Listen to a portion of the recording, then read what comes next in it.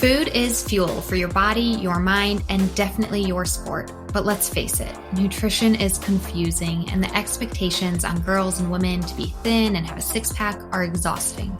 If you've ever been frustrated with your body, confused about nutrition, obsessed with eating healthy, or guilty when you don't, underate, overate, or overtrained, and overwhelmed with all the pressure, then this podcast is for you. Nutrition can be easy, you can take control of it, but it might start with letting go of control by asking for help and making a change. I'm Lindsay Elizabeth Cortez, sports dietitian and owner of Rise Up Nutrition, where I empower female athletes to overcome nutrition concerns and perform at their highest level, to stop being confused by all the mixed or harmful messages, and finally have confidence in your body as a fierce, fit, and fueled female athlete. Hi fans, welcome to the show. I'm here with an amazing guest, Carrie Tollefson. She was born and raised in Dawson, Minnesota, where she was a 13-time state champion, 8 in track and field, and 5 in cross country. Her 5 cross-country titles established a national record for most consecutive titles, which still stands to this day. Carrie attended Villanova University, where she was a 5-time NCAA champion and the 1998 NCAA Indoor Track Athlete of the Year. She was also the first person in NCAA history to win both the 3K and the 5K titles. In her post-collegiate career, Carrie was a 3-time national champion, and after winning the 1,500-meter trials in 2004, she represented the U.S. in the 2004 Olympic Games in Athens, Greece. Carrie has also worked on camera with ESPN, NBC, NBCSN, ABC, and USA TF TV. She does regular media coverage for various sporting events, including the New York Roadrunners and the TSC New York City Marathon. She's done commentary for several world-class events, including Metatronic Twin Cities Marathon and the Boston Marathon, Tokyo Marathon, and Foot Locker Nationals. She's also the spokesperson and on-camera talent for the Minnesota Grown. Currently, Carrie lives and trains in her home state of Minnesota with her husband and her 3 children. She inspires and motivates people to get after it in life through her public speaking and training camps. So, wow, what an intro. Carrie, welcome to the Female Athlete Nutrition Show. Oh, thanks for having me, Lindsay. This will be fun. Absolutely. And kind of as a caveat, I was introduced to you by one of my assistants because I have a few people on my team. So another registered dietitian, Lizzie, who is also from Minnesota. And so that's kind of how we got connected. And I just feel really fortunate to be speaking with you. The 2004 Olympics, I actually interviewed another Olympian in the sport of gymnastics who was also in Athens. And that was a time in my life where I was a teenager. So that was like the Olympics that I was fangirl for, watching every event. So I was watching you 100%. That was the year for me that I was like all in for the Olympics. Yeah, it was so cool. I mean, going back to where it all began in Athens, Greece was something pretty spectacular, but it was also my first time running and only time running the Olympic Games. So I was really excited to be there. My family came, and what an honor it was to have the USA across my chest and to actually work so hard for something and to see it come to fruition was really cool. Yeah. And just to kind of get right into things, because I'm not sure where I heard this from, but just kind of knowing a bit about you, you were really a 5K runner, but in the Olympics, you ran the 1,500. Is that right? Yeah. I mean, I probably would have been really good at the 3K steeple or just the 3K flat. That's kind of my hot spot. But the 5K that year had been probably my best event. I had run the Olympic trials standards and also the Olympic standards in the 5K. And we kind of were putting all the eggs in that basket. And then I ended up just having a tough day. I was 6th. I ran smart, but I didn't follow through in the last 1,000 meters and I missed making the team. And then I came back and won the 1,500 and made the Olympic team that way. So, I mean, the 1,500 was still a good event for me, but it wasn't necessarily my best event. I've only run 4:06 in the 1,500, and that really is not a time that's competing very well at an international level. And I had run 15:04 in a tactical race, and I really thought the 5K I could have done a little bit more in. And, that's the sport. It's sport in general, but sport and track and field, you have an off day and, especially in America, there's a bunch of women that are going to gobble you up, and they did. Yeah, that's just so interesting because, I think that's the thing with sports is it's the competition at that time on that day, and, wherever you are on that day, you might have been a stronger 3K, 5Ker, but on that day, other people showed up and you showed up in the 1500 though. Isn't that amazing that you went to the Olympics in something that wasn't even necessarily your strongest sport versus, let's face it, that year, I'm sure there were people who said their 1500 was their Olympic dream and, didn't, right? Yeah. I mean, I think that that's the whole like exciting thing about sport, right? Is it's kind of, always it's fun to win. And that's, obviously the objective. But I think when you can figure out how tough you are individually and as a team, when you come back from those failures, which I really don't like that word, those setbacks, those tough days, those losses, I mean, that's really what gets us back out there. When you win and you keep on winning and you kind of are, just going through the motions, that's not really what gets you fired up. I mean, it's awesome to win, yes. But I think when you really look at good athletes, it's the ones that come back and kind of reinvent themselves every time they have a down day or a loss or whatever. It's those people that really figure out how to be better. And that's where the good athletes are too. I mean, yeah, I would love to say I could step on the track every single day and just obliterate everybody and then figure out how to be better every single time. But I think when somebody beats you, there's some lesson, there's lots of lessons that you learn about you, about your heart, about your soul, about your grit, all that stuff that gets you back out there to be better. Absolutely. And I love how you said too, it's, even the word failure isn't quite fitting for that. If it's almost those hard times and hardships that really, create that strength and that grit within you to become somebody even better, then how could it possibly be failure? Yeah, for sure. I mean, failure is obviously a word we all know, but I think when you're trying your best at something or you're putting your all into it, it's not really a failure. It's maybe an off day, or maybe you weren't quite as good as the person next to you on that day, but it doesn't mean you can't get out there the next time and beat them or have a better performance. So, use failure lightly. Mm-hmm. Yeah, for sure. And I want to touch back on your collegiate days, if you can kind of jump back in time with me. I'm also curious to know, was like becoming an Olympian the dream for you, or did it just happen, or was that the dream? Well, I guess in high school, I didn't necessarily know I was going to be an Olympic athlete. I mean, I think we knew that I had something special out in rural Minnesota where I grew up, just because of, the way that I would run, the amount of times that I won. I mean, I didn't lose a race from 8th grade till my very last race as a senior.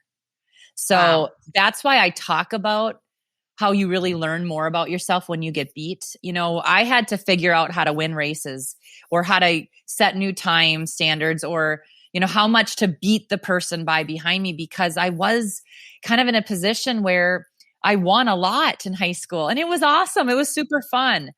But, I didn't know that I was going to be an Olympic athlete then. I knew that I was a good runner. I knew that I belonged with a really good team, and that's why I wanted to go to Villanova. I wanted to surround myself with people that were going to beat me, people that were going to make me figure out how to be a better version of myself, and people that were way better than me. And so when I went out east to Villanova, I had that, and I didn't win a race for a long time. I was 3rd or 4th on my team. I'd go to practice every day and get my butt handed to me. I had NCAA champions. I had people on my team that were so much better than me. And it was such a good learning experience. And I think it was then when I started to win and I started to beat people, or at least be able to handle workouts with these athletes that had dreams of being an Olympic athlete. Or I had my coaches who were world-class athletes and Olympians tell me that they thought I could do what they do. That's when I really kind of thought, well, okay, the next step after winning an NCAA championship and after being the best in the US is to make that Olympic team. So it was probably then that it really started to become a reality.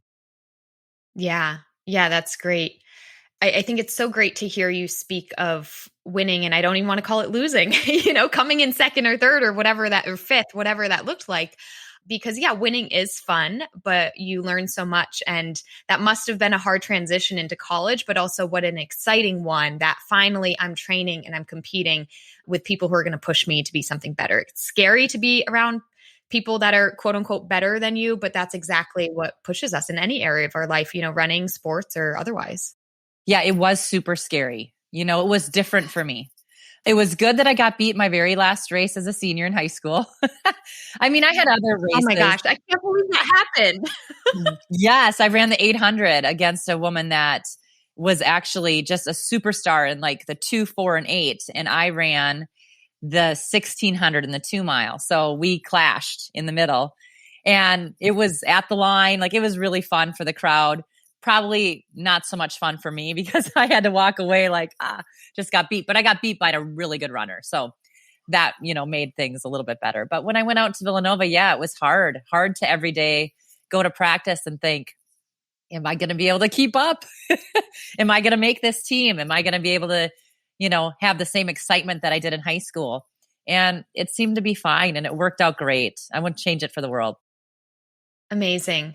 So let's chat about nutrition a bit then. And you and I have chatted briefly before, you're like, I'm not a nutritionist, but that's okay. We just want to know as an Olympian, as a athlete your whole life, what your nutrition experiences have been. So I'm just curious if you can, again, go back in time and just think like, at what point in time was nutrition on your radar for any reason at all?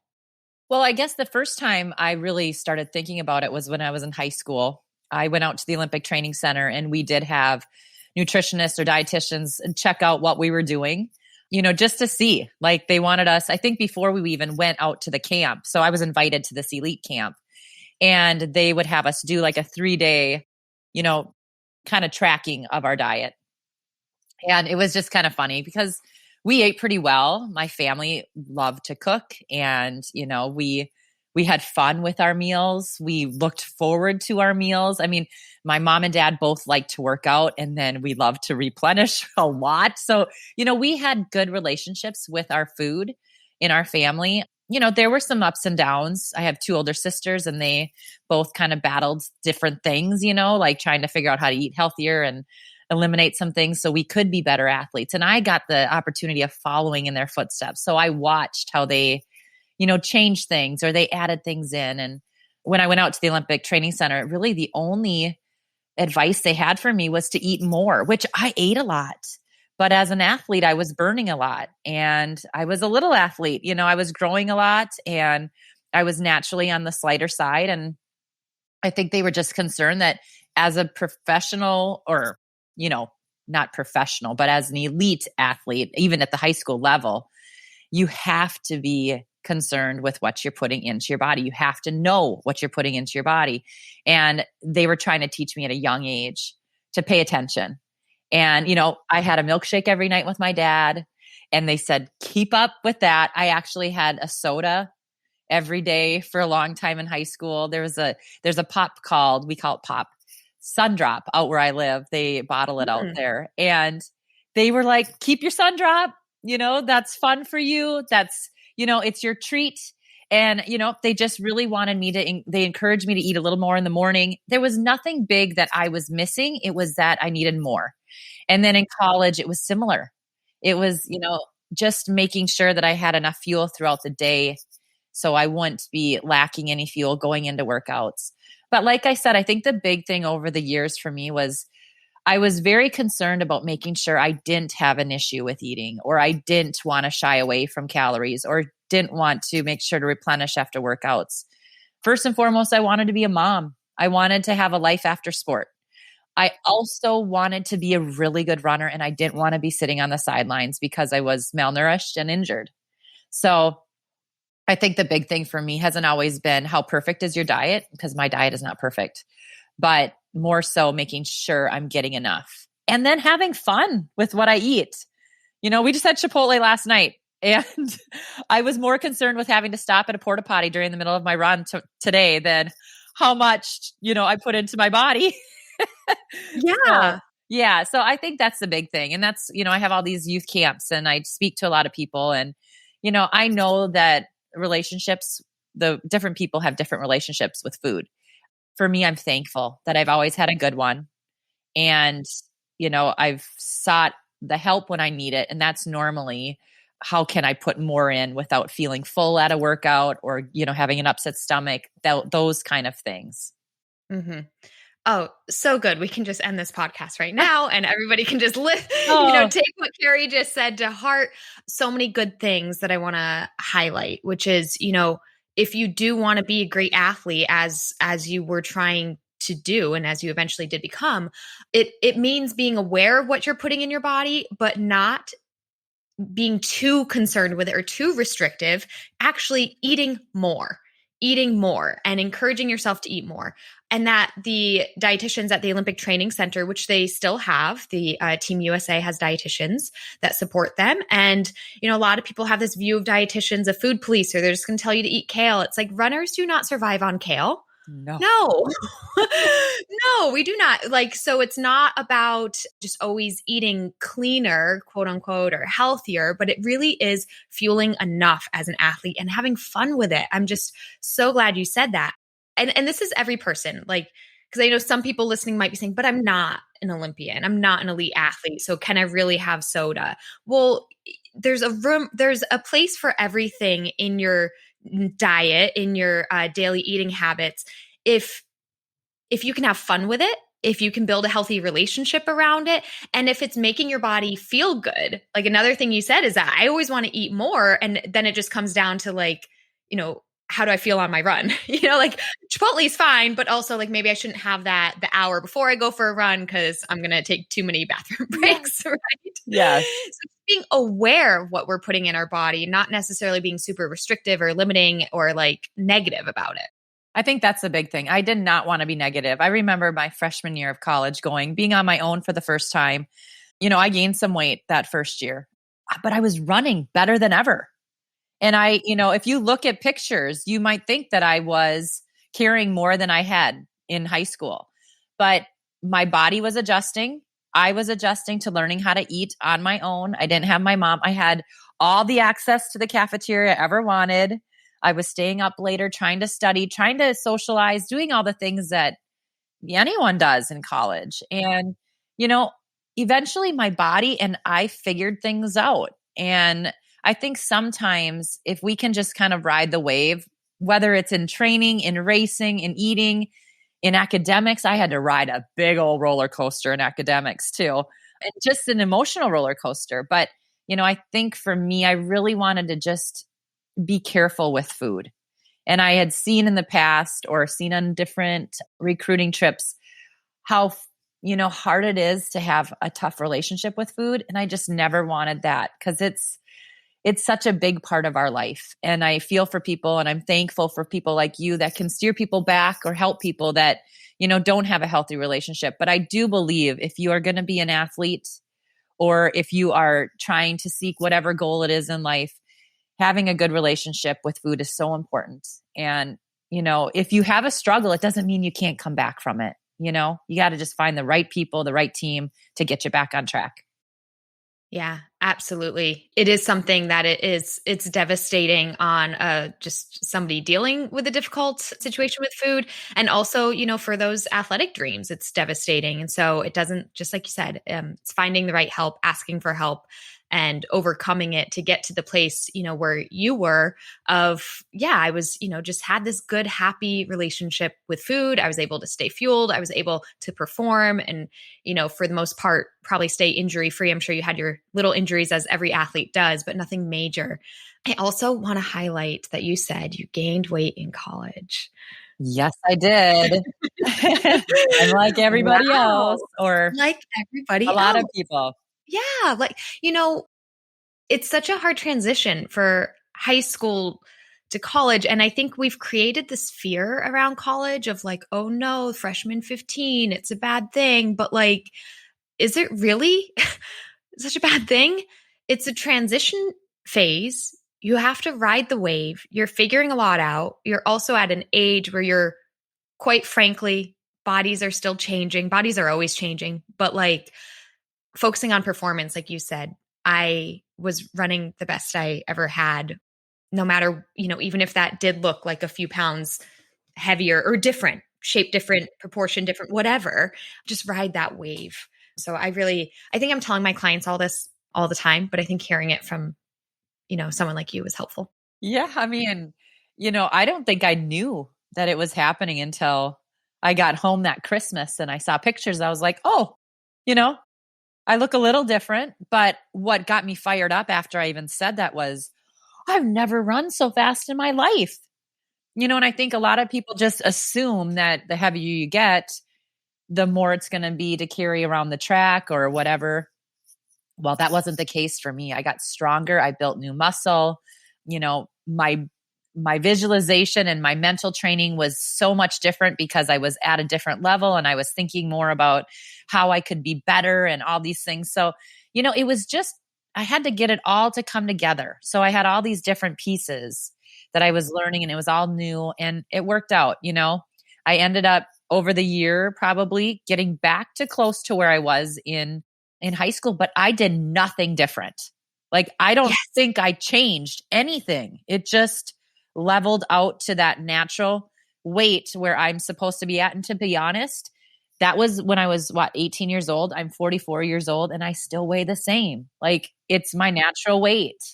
Yeah, I've had fluctuation here and there, but 9 times out of 10, if I'm weighed, I'm at the same weight. So finding that healthy weight, that weight where you perform well. I'm not afraid of marking down. I'm not afraid of getting on the scale. And I know that isn't always the case for everyone, but I get on the scale. I get on the scale probably every time I get done with a run, to be honest. I just jump on the scale.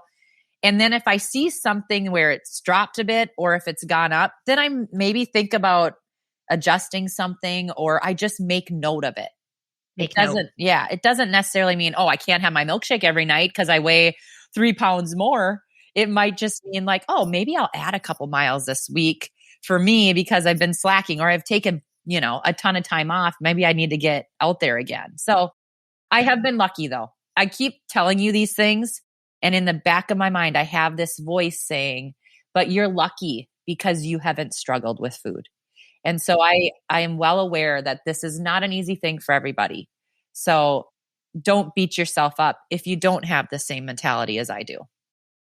And we definitely, I'm sure a lot of listeners really appreciate you saying that, but it's great to hear what does it look like for somebody who is lucky, who doesn't struggle, because that's the dream. And for those people who are struggling, that's where you want to get to, where you can step on the scale. And it's just, I say this to my clients, it's just like a data point, and for you and where you're at in your life right now, which is, I want to be clear, very different than a high schooler or somebody like transitioning, all those things we were just talking about, transitioning from high school to college or from, running at the high school level to now intensely, in the NCAA level, like so much is changing. But where you are in life right now, you can step on a scale and be like, okay, that's, I know what my usual body weight is. I know what my peak performance weight is. I know what, I can think about what I've been doing this week and I can recognize what have been healthy behaviors and what have been not so healthy behaviors. And so it's just like a data point for you. And, I call that having a fierce mindset, being able to step on the scale and not feel like you have to do anything, not feel insecure about it, not feel down on yourself. Just say, this is what it is. Cool. Now I feel confident moving forward with my running, with my eating. And I'm not feeling any guilt or shame about that. It just is what it is. It is what it is. Yep. I have a training log and I'm kind of old school. I still like to write down my workouts. And every now and then when I'm feeling good, so this is what I do. I kind of look at life as a glass is half full rather than half empty. And even when it comes to my weight and my nutrition and things like that, when I'm running really well and I've been healthy and I know that my sleep is on and my mind is right and I'm feeling good, I then will sometimes mark down my weight. And even though, like I said, I kind of have this benchmark weight, I still will do it even now when I'm not, it doesn't matter anymore how fast I run or how slow I run. It really doesn't matter what I look like. It didn't really matter what I looked like back in the day either, but you know what I mean? Like when I was at the peak of my performance, I would make notes, and that is a data point for me because I was okay seeing that.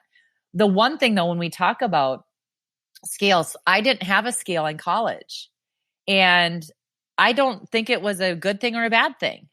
But I have used the scale pretty much my entire life as a data point. And so now that I'm thinking about it, maybe because I did do that, maybe I should have had one in college, just because then I would have known. I want to say I probably was about 6 pounds heavier than I was as a pro at my best in college.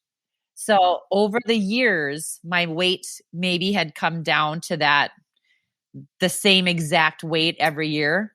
But I don't know. It just is, maybe I'm confusing you, but I had those fluctuations. And because I didn't weigh myself every day in college, I think that's why they were bigger. I don't know why. I didn't see the number as consistent, I might have weighed 125 or whatever for 3 months in college and then dropped to 122 at peak. But then as a pro, I saw it every day or every other day, and I could kind of see, oh, I've put on a little bit. Was it because it wasn't as hot out? Did I eat more? Did I train more? Those kind of things. So I do think data points are so important. And I just wish the scale wasn't such a negative in a lot of people's lives. Yeah. And you have to work to get there. If it is a negative thing, you have to work to understand it as a data point. As a runner, there's sometimes where whether you're, have a coach or you're on a team, like coach is telling you to run slower or at a pace that's more of a recovery run, right? And then there's other times where he's like, no, get after it. And it's like, those are data points, your time, your pacing, they have purpose. And you can this is how I see it with weight too, for an athlete, data point, maybe in the off season, we're 5-8 pounds heavier. Exactly. And you don't necessarily even have to do anything with your diet. It's just suddenly, peak through different training, through different ways that you're taking care of your body, or little things too. Maybe off season, enjoy, if you're over 21, a couple beers on the weekend, but when you're in season, you don't. And then you're at your peak performance weight, and you can use that as a data point, but it's not something that we have to control so much. It's more of just a knowledge of this is what's happening. And another reason I want to highlight too, where you can step on the scale now, it can be powerful for athletes from a standpoint of heat and hydration and sweat rates. So even from a daily perspective, you can monitor hydration with your sweat rate, which is reflected through body water loss and body weight loss. You can tell if you might be, which is typically a good thing, but if you are retaining extra water, and that might provide you some data of things going on, or some other ways. Oh, and I think too, with athletes, there are some athletes who do struggle with, quite frankly, maintaining weight, dropping too quickly, unknowingly, accidentally under fueling, which you said, in your past nutrition experiences, people were always telling you eat more. It's like if you weren't constantly being reminded to eat more, maybe you were suddenly dropping some weight and suddenly a few pounds down, and actually being able to recognize that would be helpful to you to stay on top of that and prevent that. For sure. I mean, that's the big thing for me, is I did get to a point where I knew if I was dehydrated that, I might dip, a few pounds after a long run. And now even when I do these hard long runs in the summertime and I see a number that I don't normally see, I'm like, oh, I need to make sure I hydrate. So yeah, I mean, I don't want to get too stuck on the scale for people because it wasn't a major part of my training, but it was a tool and I wasn't afraid of it. And I feel like for me, having a healthy relationship with food, it was helpful. But I didn't say, if I weigh 128, I'm going to have a bad race, or if I weigh 122, it wasn't like that. It just was it's so weird just to see over the years that I kind of have this number that has been very consistent. And, it's just it's me. That's what I'm supposed to be. And you know what? The best part about going to the Olympics, I always tell everyone this, obviously racing and, being able to call myself an Olympian. But one of my favorite things about it, Lindsay, was going into the cafeteria, but sitting there and looking at every shape and size and ethnicity and gender, seeing people that were at the best of the best, right? But everyone looked different. There were tall, there were short, there were round, there were thin, there were, and we were all there to see what we were made of. And, that's what I think when I think of nutrition, that's what I think about. It's not necessarily how we can play games with it. It's how it's a tool for us to be the best we can be. And the cafeteria was pretty cool, actually. I could have sat there all day. I feel like that would probably well, not probably. That would definitely be my favorite place to be. Well, and then watching what people eat, kind of, like I remember one of the first group of people I saw Yao Ming, who's this 7-foot huge basketball player. And then I saw the American gymnasts walk in, and gymnasts are traditionally smaller stature people. And so there's this big guy and these little American gymnasts, and it was so cool. I mean, Yao Ming's dinner plate looked like a dessert plate, he was so big, but everyone was getting their nutrition, and that was a huge step in us to all prepare and to kick butt in our events. And yeah, it was a neat experience. Yeah, nutrition is a tool in order for your body to be capable of all the things, all the amazing things that it can do. That's very, very cool. So how about you now, Carrie? You are a mom. You're still active. You still run and train, and you continue to do so professionally, correct me if I'm wrong, after the Olympics? Yes, I did. I actually competed professionally until about 2012. Yeah. Yeah. Okay. And is that around the time that you started having children and then kind of like just taking a direction? Yep. So I had my first at 2010, and then I tried to come back, and, it just wasn't in me anymore. Like, not to say that I couldn't have come back and run really well, but my heart just wasn't in it. And then we had another one in 2013, and then another one in 2016. And there was a lot of things that happened, but that was my life then. After 2012 was, family. And then I started building my career off the track and broadcast and speaking and all the fun things that I do now that have sort of come to a complete stop with the pandemic. But I know it's been sad not having all the races, but we're getting closer, and, things are looking up. So I'm having fun with my 3 kiddos. They're all still home with me. So it's been a long year. Yeah, it definitely has. I'm not a parent myself, but I feel for all the parents, who love their children, but I'm sure been very difficult. Yes. Without having school, in place. So yeah, I'd be interested in your perspective as somebody who's now, quote unquote, on the sidelines. I don't know why I keep saying quote unquote so much in this episode, but I just keep saying it. So for somebody who's on the sidelines, but commenting or commentating on sports, I just think that women's sports have come so far over, in the 21st century. They've just come so far. And I don't know what my question is really, but I would just be interested to hear your perspective of how some women have really excelled in sports and just achieved these really amazing things. And what is that like for you as somebody kind of reporting on and commentating on these events where you get to watch women just kind of crush things like they never have before? Yeah. And I don't know if, any kind of sport, I mean, women are awesome and they're doing great things, but in my sport right now, it's unbelievable. Like, the pandemic has been terrible for all of us, but at the same time, it's sort of, I don't know what it's done, if it's a mind shift or if it's been, time for the athletes to really hone in on their skill. But we have had so many really good performances since everything has shut down. So very interesting. But I think women are just ready to showcase their talent, and they've had women that have led the way, and now it's their turn. I see in our sport, the times are getting faster. Yes, technology is getting better, but I think they're just excited to show that they're taking it serious, and they should be taken seriously. Yeah. Yeah. I'd love to get your opinion on also women in sport and in track and field. I see things randomly or hear things randomly where, people commentating or announcers are making comments about female bodies. And, a sport of track and field is very often like, the sports bra and, the spandex and just, quite frankly, minimal clothing. And you just hear comments. Some of them are obvious and some of them are subtle about, somebody looking leaner, looking more fit.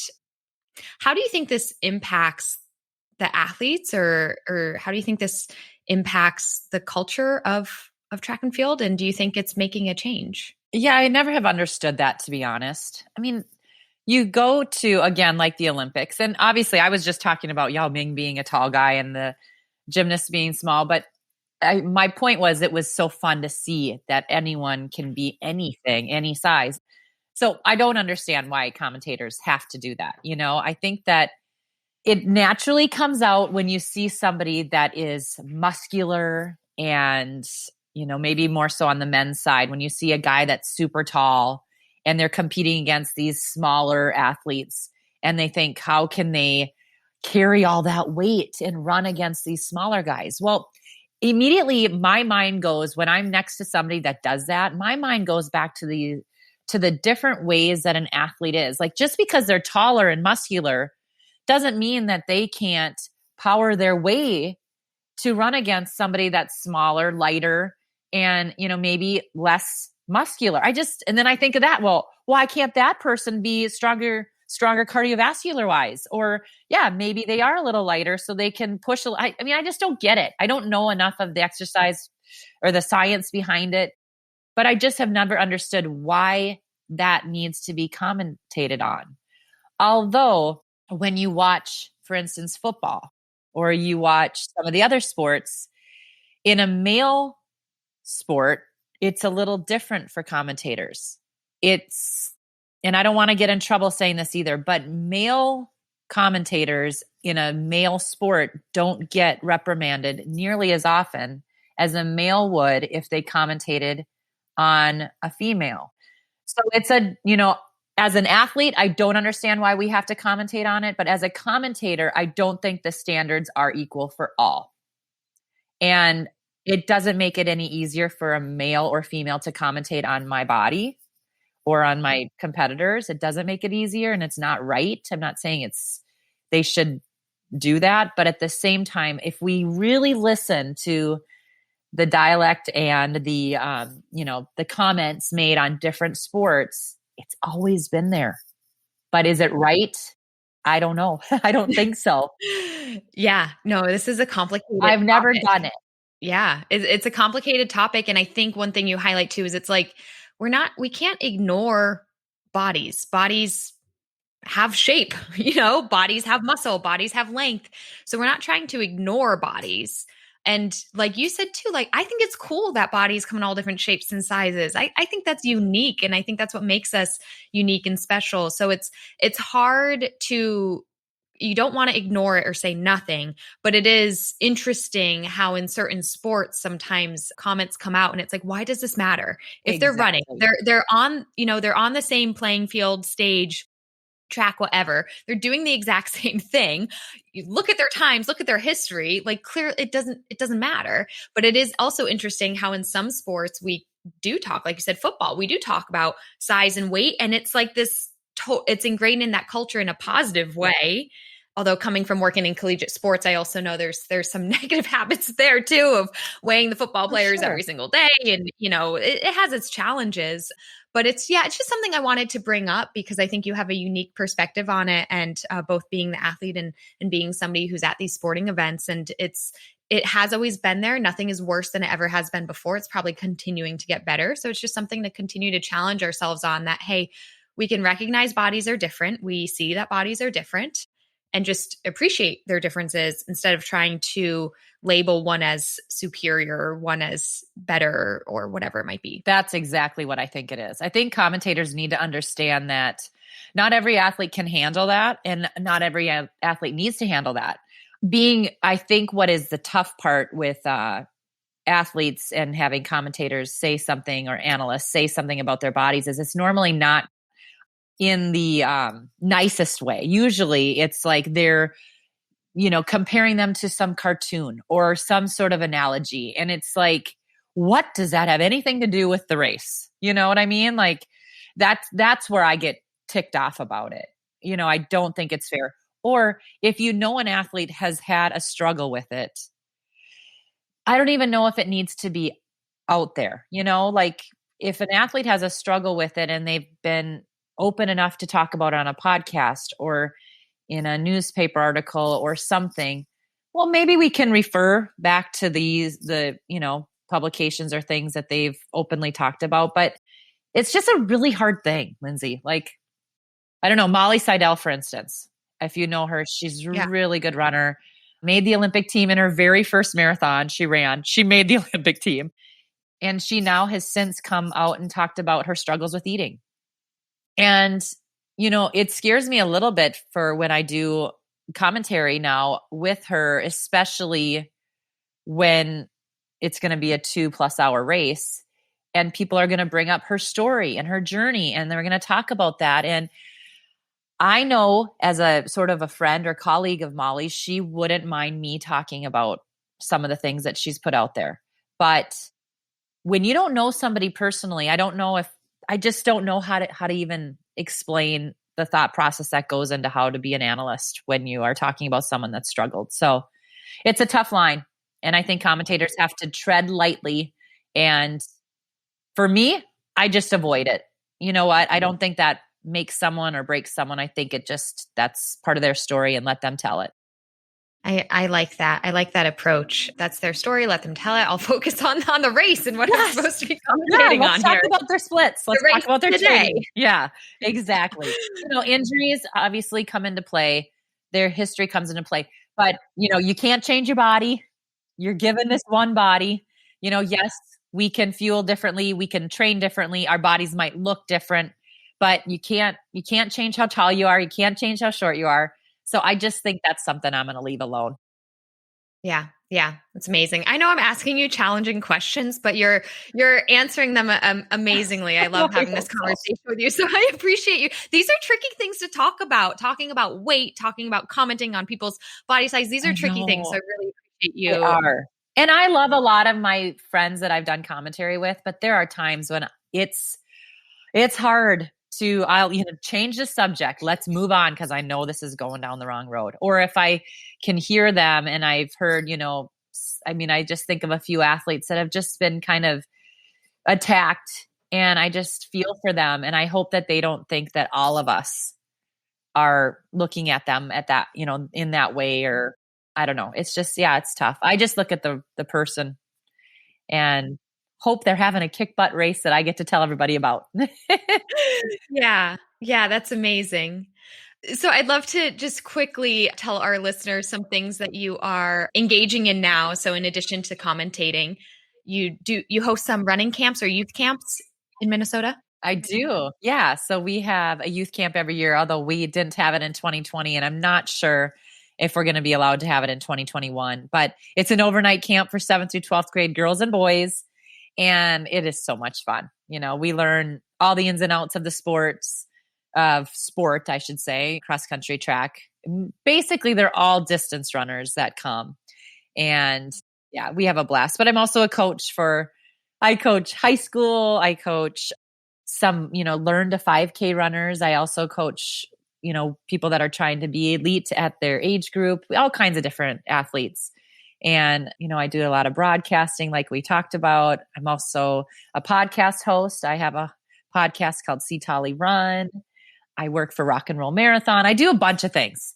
And it's just been a joy to stay in the sport, but yet not have to run fast anymore. Yeah. I can't believe I didn't mention your podcast yet. Yeah. See Tolly Run. It's great. You put out an episode every week. So I've been listening to that on some of my runs. I think that's my favorite time to podcast is let's do it on my run. And you bring so much energy to your show too. So it's a really great one. If you don't already listen to it, you can go check that one out. And you interview a lot of athletes and runners, and it's a really good one. So I also wanted to tell our listeners where they can find you, especially, for any youth listeners and who are local to Minnesota and maybe interested in doing one of your camps, if and when they come out again after COVID, or somebody who might be looking for run coaching, how could they get in touch with you? Yeah. They can find me on any social media, Facebook, Instagram, Twitter, all that fun stuff. Although I'm not very good at Twitter, but you can find me both at Carrie Tollefson or at See Tolly Run. And also if you email me through info@Carrie Tollefson, that carrietollefson.com is our website for the camp. That comes right to me. I'm the camp director. I answer all kinds of questions through info@Carrie Tollefson. So whether you're a high schooler and you want to come to camp, or you're some 65-year-old that wants to just go and run again, come to info@carrietollefson.com and you'll get right to me. Or at See Tolly Run. You can email us and contact us there too. So we're all over the place. You can find us anywhere. Yeah. So good. So awesome. Thank you for sharing. So to wrap up this podcast, I do have a few just really fun questions if you're down to play. Ooh, I'm down. Okay. Carrie, if there was one food that you could eat every single day for the rest of your life and never get sick of it, what would that be? Well, I eat a chocolate ice cream or a chocolate milkshake every single night. No joke. And that's been going on for a while. Oh, it's been going on since high school, or I don't even know, maybe elementary. It's my dad. Dad and I have done that. But, I would have to say probably something Mexican. Like I love fajitas. I love enchiladas. I love it all. So probably chicken fajitas would be my fave. Yeah. Amazing. And I love hearing that you have a chocolate milkshake every single night. It sounds Every delicious. single night. It's not huge. It's maybe like, I don't know, 6 or 8 ounces, but I look forward to it every night. And I don't even drink alcohol. So maybe that's my vice. Maybe. Chocolate milkshakes, which I've had plenty of times where I've come home from the, dancing, which I haven't done in years, but where I've driven a bunch of people home that have had a few at, the club or whatever. And we'll go through a drive-through and get me my chocolate shake on the drive home. So everybody else had their drinks. It's time for me to have my shake. Yep. I'm the DD, but I'm definitely going and getting a chocolate shake. So deal with it. I love that.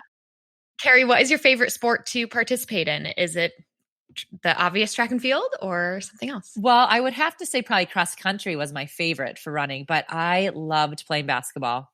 I played all throughout my high school career and then I had to give it up. But my center went and played pro. She was not in the WNBA. It was before the WNBA came out, but she played pro in Rome. And we had just such fun camaraderie and just excitement on the court. And so I love that. I'm not going back to the court because my knees have got to be good for the run because that's my sanity.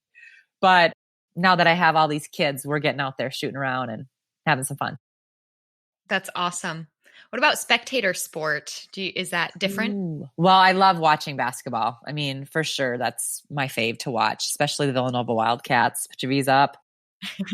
Not for you. Yeah. But now, I mean, I like everything. I mean, it's so funny, like having these kids now and not having my energy into a sport. Like, I am the loudest mom in the gym or on the sidelines. I love it. And I get so focused. Like I can tell, like I'm out there thinking, stop it. But when the coaches tell the athletes to do something, I'm like, you got to do what the head coach just said. Like, come on, Ruby, come on, Ev, come on, Greer. I'm just nuts. I love it. That's why I love asking that question though, because it's one thing to be an athlete yourself, but like as a spectator, as a fan, it's like a totally different experience. And I'm sure as a parent watching your children, totally different too. So it's thrilling. And I just love having coaches tell me what to do in life. So seriously, like I can read their lips and I'm like, oh, they just said you got to go low or you got to do this or whatever. And I'm like, okay, let's go low. I'm such a nerd. I love it. Oh man. All right. Final question, Carrie. If there is a female athlete out there that really inspires you or you just want to give a shout out to, who would that be and why? Oh my goodness. There's so many good athletes out there, but I'd have to say some of my favorites are from the world of track and field and cross country. And, Allison Felix has been a role model of mine, even though she's like 8 years younger than me, but she and I spent a lot of time together as Adidas athletes when she was at Adidas. And, I just have seen this graceful woman grow up in the sport. She was so good as a teenager. And then she came into the professional world very young, still as a teenager. And, to see her fight for things in a way that isn't very loud, her voice is heard, but she's there behind the scenes. She's there in front of the camera when she needs to be. She's a mom now. She's still trying to get out there and get after it, but she's also giving back and she's doing things, she's doing things with the US government, like just things that we wouldn't really hear about, but she's fighting for us female athletes. And so Allison Felix has been a big role model and, fun to say, I know her type thing. But then people in my sport have, Jen Rhines, she's a Villanova athlete, but a 3-time Olympian, just has been amazing in her career, her longevity. Dina Castor, Amy Rudolph, Paula Radcliffe, all those, Shalane Flanagan, Kara Goucher. I mean, I could go on and on and on. I've forgotten some, but we've got some good peeps in our sport and not only good runners, but phenomenal women as well. Yeah. And you as well, Carrie. Thank you so much for being what I like to call a fierce, fit, and fueled female athlete. And we really appreciate you coming on this show. And we'll include all your links in the show notes for people if they want to follow along with you or get in touch with you. And just again, thank you so much. Thank you. This was fun. I really hope you enjoyed that episode, and thanks for listening. But before I let you go, I have free resources that you can have access to right away, right now, so that you can start fueling your body as a fierce, fit, and fueled female athlete. First, I have your Red S recovery race. If you've ever wondered if you might be struggling with Red S, curious to learn more, or know you have Red S and are looking to recover fast, then you can head to www.riseupnutritionrun.com/RedS and download the Red S Recovery Race. See how you place and figure out the next steps to recovery. Plus, while there, I have a few other great resources for you, including 3 nutrition secrets that every elite athlete swears by, and access to our private Facebook community, Female Athlete Nutrition. So again, to gain access to all of this, head to riseupnutritionrun.com/RedS. That's /REDS. And you can gain access and get the help you need fast. Too many girls and women and female athletes struggle with nutrition, but you don't have to any longer. Become fierce, fit, and fueled. Links in the show notes, and I'll see you next time.